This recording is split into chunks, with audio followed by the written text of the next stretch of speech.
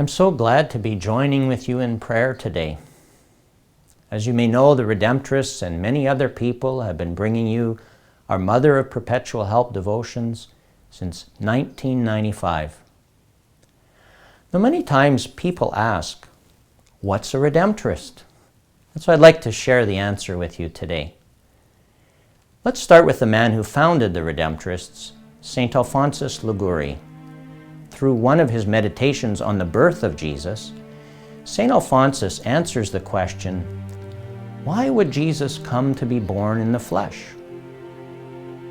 He starts with the story of Adam disobeying God. St. Alphonsus invites us now to vividly imagine what it was like for Adam to be escorted out of heaven by angels and banished from paradise. And most of us then automatically go on to imagine the next stories from the book of Genesis about Adam and Eve's children and about how sin was passed on generation to generation right up until our very own time.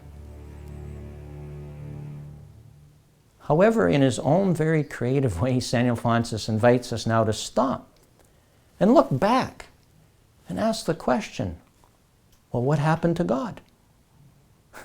Now, we know that God's far beyond us and we can't really understand the mind of God, but Alphonsus is teaching us a truth that we can understand.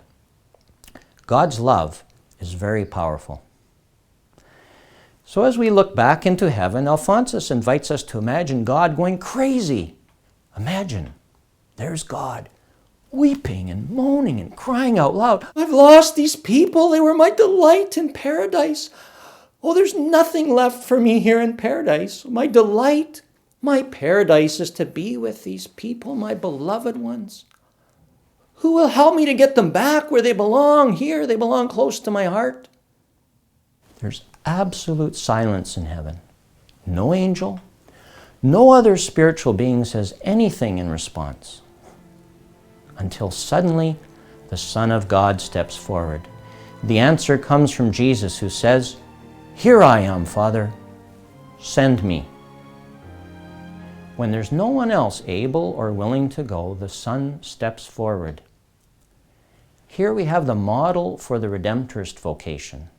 St. Alphonsus started to gather men around him in Italy with this goal in mind. And they called themselves the Congregation of the Most Holy Redeemer, or the Redemptorists for short. Today we serve as a family of men and women inspired by St. Alphonsus in 77 countries around the world.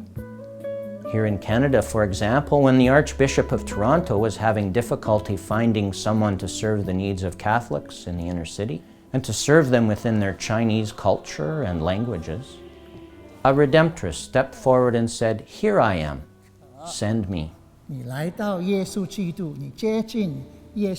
When Catholics said we are having trouble reaching out to our youth in our parishes, a number of Redemptorists and lay missionaries stepped forward and said, here we are, send us. As you know, the Redemptorists have supported youth ministry for a long time in various forms through serve.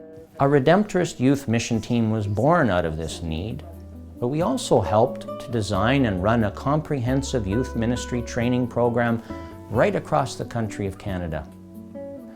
And these kinds of stories go on and on across Canada and around the world.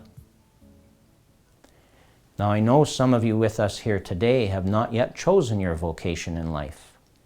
And if you feel any way inspired by this call of St. Alphonsus, please consider becoming a Redemptorist priest, a deacon, a brother, a sister, or a partner in mission. And if you want more information, then please feel free to contact me.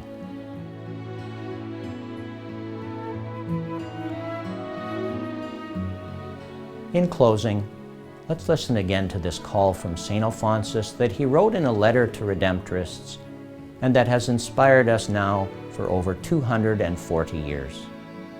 My dear Redemptorists, the main thing I urge for you is the love of Jesus Christ. We are so strongly impelled to love Him. This is the reason that we have been chosen from all eternity and called to this congregation of the Most Holy Redeemer, to love Him and to draw others to love Him as well. I pray to Jesus Christ that through His merits in all of us who now live or will ever live in the Redemptorist family may grow, truly grow, always more in His divine love.